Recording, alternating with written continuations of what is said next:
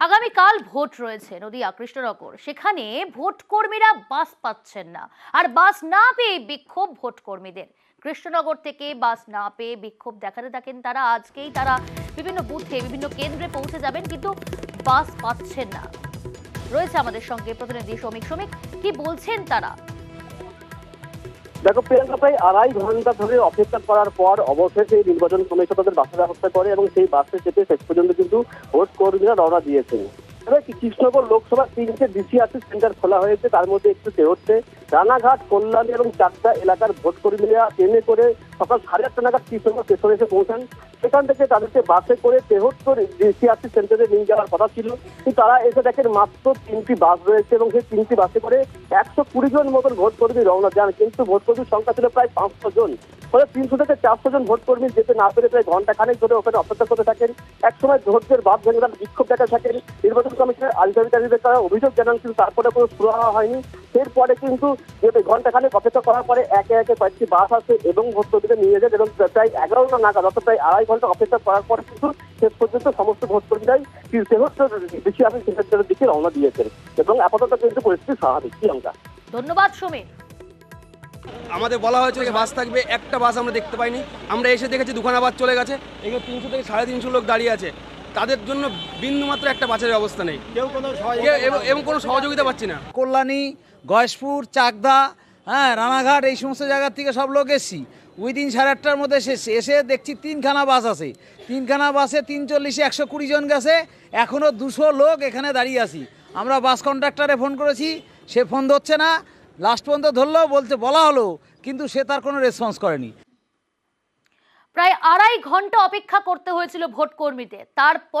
তারপরে তারা বাস পায় এবং তারা বিভিন্ন কেন্দ্রে বিভিন্ন বুথে পৌঁছে যান। কৃষ্ণনগরে সেখানে ভোট কর্মীদের বিক্ষোভ, অপরদিকে আসানসোলের ভোট কর্মীদের সামনে পেয়ে বিক্ষোভ দেখালেন সেখানকার স্থানীয়রা। কেন জানেন? সেখানে তালা ঝুলিয়ে বিক্ষোভ গ্রামবাসীদের। জামুরিয়ার 243 নম্বর বুথের ঘটনা। ভোট কর্মীদের সামনে পেয়ে বিক্ষোভ প্রদর্শন সেখানকার স্থানীয় বাসিন্দাদের। তাদের সমস্যা সমাধান হয়নি। আরো বিস্তারিত জানাবে আমাদের সঙ্গে রয়েছে প্রতিনিধি দীপক। ভোট কর্মীদের সামনে পেয়ে কেন বিক্ষোভ গ্রামবাসীদের?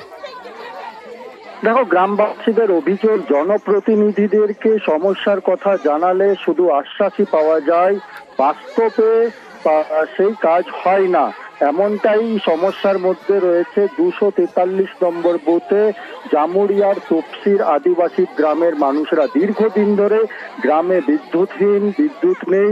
এই সমস্যার কথা স্থানীয় পঞ্চায়েত থেকে প্রশাসনকে জানিয়েও কোনো লাভ হয়নি। তারা এই তীব্র গরমের মধ্যে গরমেই জীবনযাপন চালিয়ে যাচ্ছে। নির্বাচনের সময় ভোট বয়কট না করে পরে নির্বাচন কেন্দ্র যে তৈরি করা হয়েছিল তাদের গ্রামে, সেই গ্রামে আজ বিদ্যুৎ সংযোগ করতে যায়, জেনারেটর নিয়ে পড়ে যায় নির্বাচন কমিশনের আধিকারিকরা। তখনই গ্রামবাসীরা বিক্ষোভ দেখাতে শুরু করে, জেনারেটরে কানেকশন লাগাতে বাধা দেয়, জেনারেটর স্কুলে ঢুকতে বাধা দেয়, স্কুলে তালা ঝুলিয়ে বিক্ষোভে সামিল হয় গ্রামবাসীরা।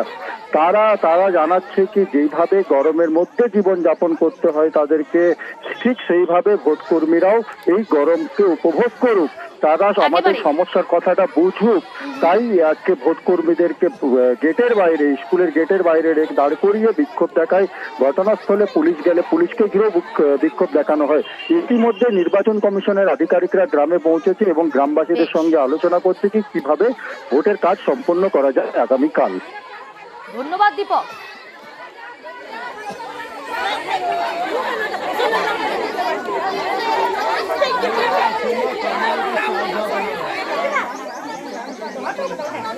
অর্থাৎ ভোট বয়কটের পথে না হেঁটে ভোট কর্মীদের আজ বিক্ষোভ দেখালেন গ্রামবাসীরা এবং পরিস্থিতি স্বাভাবিক করতে সেখানে রীতিমতো পুলিশ প্রশাসনের তরফ থেকে আধিকারিকেরা পৌঁছেছেন, তাদেরকে বোঝানোর চেষ্টা করা হচ্ছে এবং আজকে ভোট কর্মীদের সামনে পেয়ে যে বিক্ষোভ প্রদর্শন করছিলেন, এই মুহূর্তে পরিস্থিতি স্বাভাবিক রয়েছে।